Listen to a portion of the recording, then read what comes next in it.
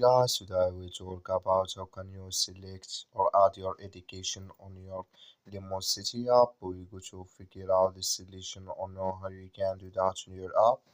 So all you have to do, you just go down here, click on more down here. When just click here on more, it's going to take you to this list here.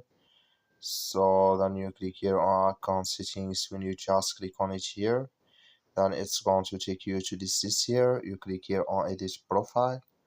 So then it's going to take you to this list here. Just switch into open video. Then you just go down here, click on your or this photo here.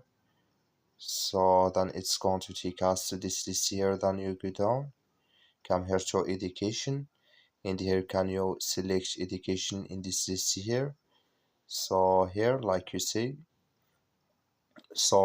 and you click here on save changes, then it's going to save with you.